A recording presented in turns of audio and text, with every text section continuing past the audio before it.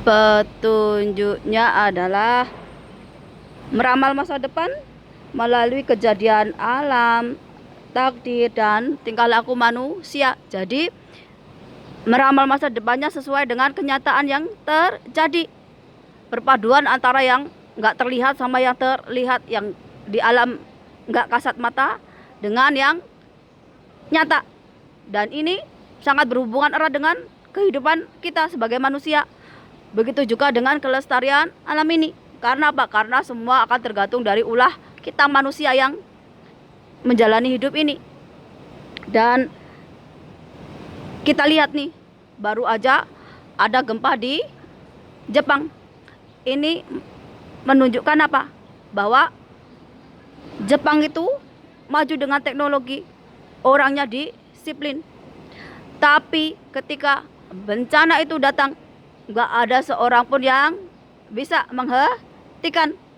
Walaupun Jepang itu udah tahu lebih awal kapan bencana alam itu datang, tapi tetap aja terjadi, nggak mampu menangkal.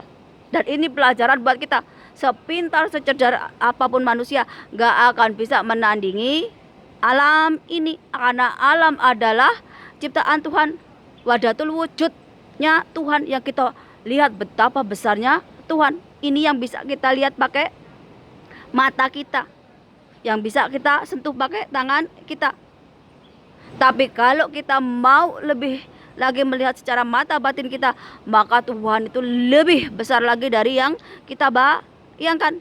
Kita gak bakalan bisa membayangkan Tuhan itu berkuasanya seperti apa, sehebat seperti apa. Itu kalau kita pakai yang gaib. Tapi kalau kita pakai yang nyata, kita bisa melihat kebesaran Tuhan melalui ciptaannya ini. Kita bisa melihat keagungan Tuhan melalui apa yang kita bisa sentuh, apa yang kita bisa rasakan. Di Eropa, kita sudah lihat beberapa negara mengalami kemerosotan ekonomi dan perpecahan karena agama, karena berebut Tuhan. Huru hara ini akan terjadi di manapun. Karena apa? Karena Eropa mengalami yang namanya kerendahan akhlak, keimanan kepada Tuhan. Begitu juga dengan gaya hidup yang lepas dari norma agama, norma budaya, dan norma kebudayaan. Sedangkan di Amerika Selatan ataupun negara-negara bagian Amerika itu kebanyakannya kalah dengan narkotika, kalah dengan mafia. Jadi yang sengsara siapa? Rakyatnya. Karena apa? Karena pemerintahannya kalah dengan mafia, kalah dengan narkotika. Narkotika ini bahaya untuk generasi yang akan datang karena merusak mental, merusak otak, merusak kepribadian, bahkan cara hidup orang yang memakai itu. Ini bahayanya narkotika. Sedangkan Arab ini akan mengalami kehancuran karena peperangan. Jadi kalau udah perang nih, jangankan kita bayangin mau punya keturunan, yang ada malah keturunan kita akan habis di masa itu. Jadi kalau kita itu musnah karena peperangan, dia musnah, nggak bakalan ada sisa lagi. Ini setiap kawasan itu punya masalahnya sendiri-sendiri. Belum Korea, padahal sama-sama orang Korea, tapi Korea Selatan dan Korea Utara juga selalu bergaduh, selalu berkelahi. Lupa nih sejarah nenek moyangnya bahwa mereka itu sama-sama orang Korea. Ini sedangkan kawasan Asia kita yang kita tempat ini sama kejatuhan moral. Dan yang paling parah lagi adalah kerusakan alam, karena banyak negara yang menjadi negara industri.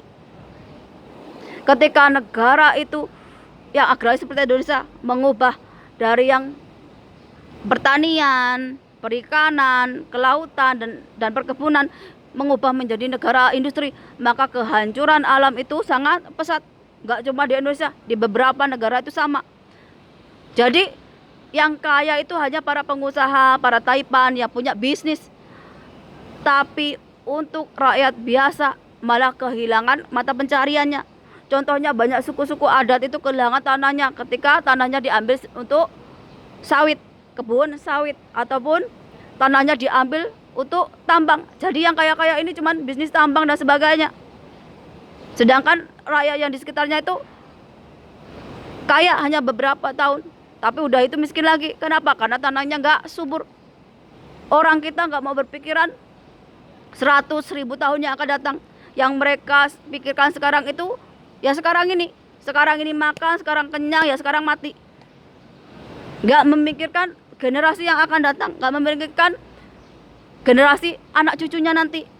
Makanya banyak sekali, entah itu seorang pemimpin, seorang penguasa, entah itu presiden, raja, ratu, ataupun para pengusaha, orang kaya di dunia ini, kalau orang tuanya itu pendiri, entah pendiri kerajaan, pendiri negara, pengusaha, tapi nanti di next generasinya, anak yang kedua, anak ketiga, itu akan hancur. Kenapa? Karena penerusnya tidak akan sama seperti pendirinya. Pendirinya itu pasti punya prinsip, pasti pernah menjalani laku prihatin, pernah menjalani tirakat, pernah menjalani jadi orang-orang yang susah. Bagaimana jatuh bangun dalam kehidupan, bagaimana rasanya dihina, dibully, caci maki, bangkit dari keterpurukan itu seperti apa, tekad yang bulat itu seperti apa. Orang-orang yang jadi pendiri itu pasti punya kelebihan. Beda dengan penerus. Penerus ini kadang-kadang nggak punya apa-apa, nggak punya ilmu, nggak punya kekuatan, nggak punya semangat. Makanya banyak sekali yang di generasi ketiga, kedua atau keempat itu udah hancur lebur. Banyak nih. Contohnya Demak, Pajang. Banyak negara-negara kerajaan-kerajaan dulu atau negara-negara yang hancur lebur karena nggak ada penerus yang sama seperti pendirinya yang dahulu. Begitu juga di Indonesia seperti Demak, Pajang, Mataram. Hanya hebat ketika pendirinya memegang kekuasaan, tapi sesudah pendirinya nol. Kenapa? Karena penerusnya pasti nggak pernah diajari bagaimana cara berdiri di kakinya sendiri dengan usahanya sendiri. Bagaimana laku prihatin, bagaimana dia itu pengen mengubah hidupnya, pengen mengubah lingkungannya, pengen mengubah masyarakatnya. Kalau aku ngajarin seperti ini, bukan aku terus sok pinter, sok suci, sok bener.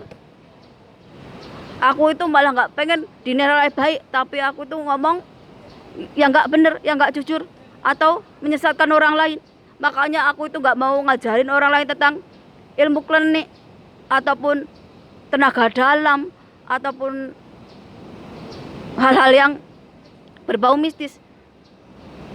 Karena Indonesia udah kebanyakan mistis-mistis nih, tapi nggak realita sama kehidupan di dunia nyata. Di dunia nyata ini kita butuh apa? Orang-orang cerdas, orang-orang yang bertanggung jawab, orang-orang yang disiplin, orang yang tahu memimpin.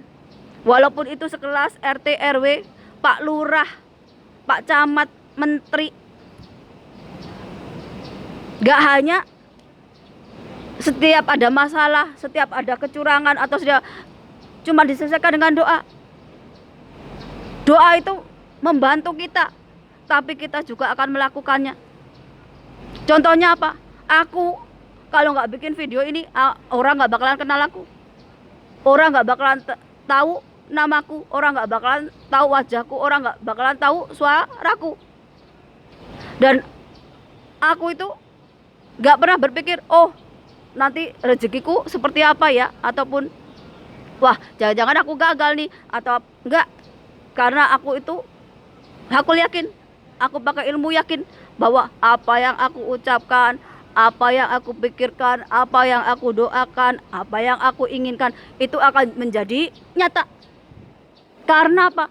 Karena aku belajar nih, oh ternyata aku kalau nggak punya uang, aku nggak punya harta, aku itu akan dijauhi orang lain, aku akan direndahkan, aku akan dipandang hina. Jadi uang dan harta itu nggak hanya untuk diriku sendiri, tapi untuk membantu kehidupanku, membantu keluargaku, membantu orang lain.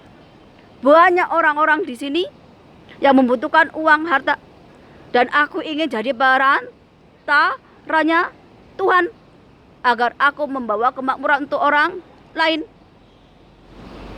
Kalau aku itu berpikir aku harus punya kekuasaan, aku harus punya tahta, karena aku tahu kalau aku nggak punya kekuasaan, aku nggak punya tahta, aku itu gak akan dihargai orang lain.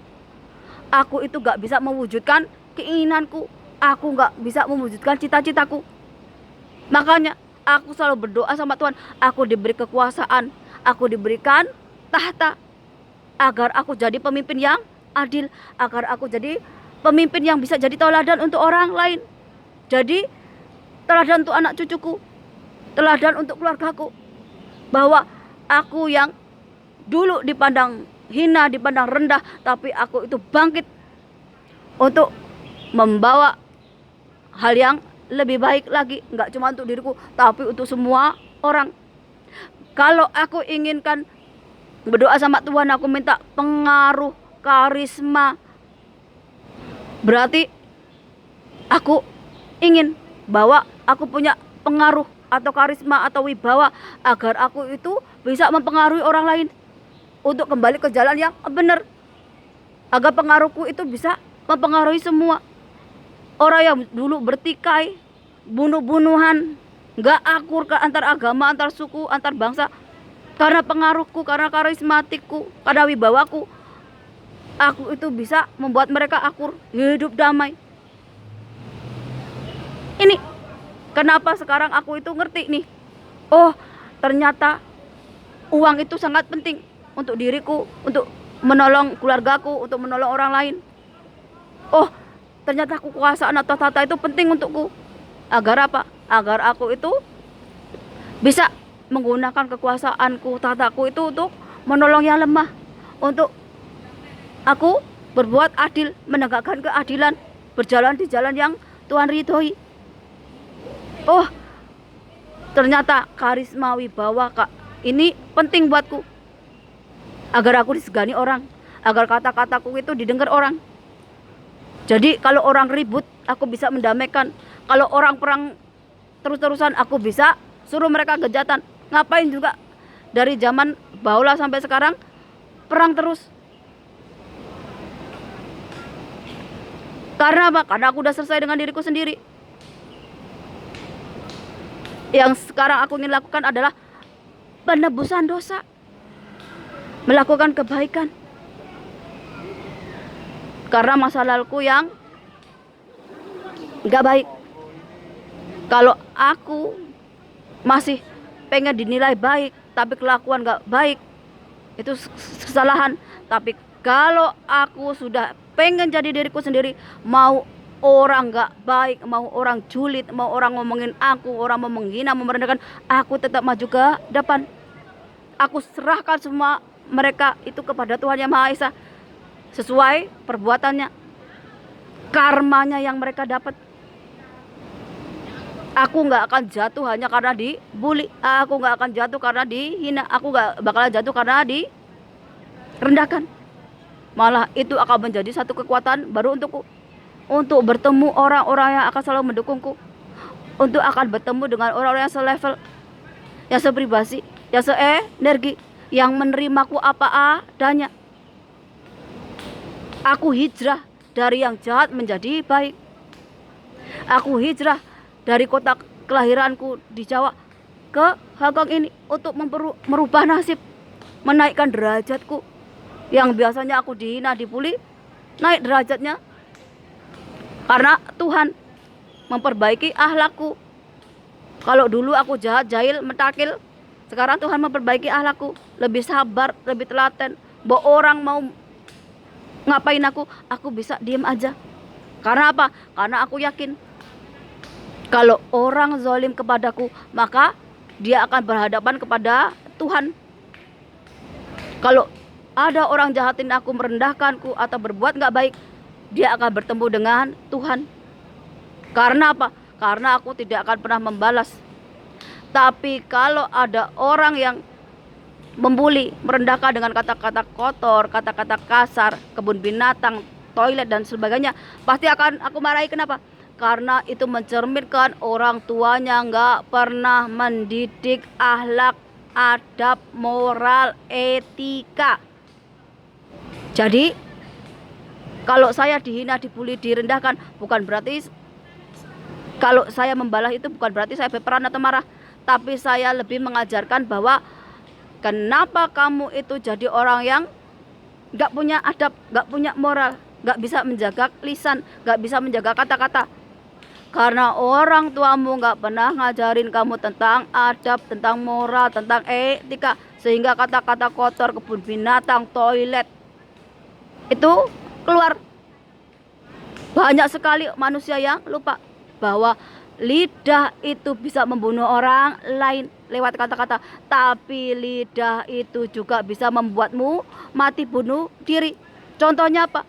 Fitnahmu bisa membunuh orang lain, tapi lidahmu bisa jadi kamu mati secara finansial, secara jiwa dan sebagainya. Karena apa? Karena kata-katamu bisa jadi kutukan untuk dirimu sendiri dan bisa jadi doa untuk dirimu sendiri. Jadi biasakan lidah itu untuk berkata yang baik. Jangan sampai kamu menyebarkan fitnah, menyebarkan kata-kata kotor, kata-kata kasar yang hanya menjadi senjata yang memakan dirimu sendiri.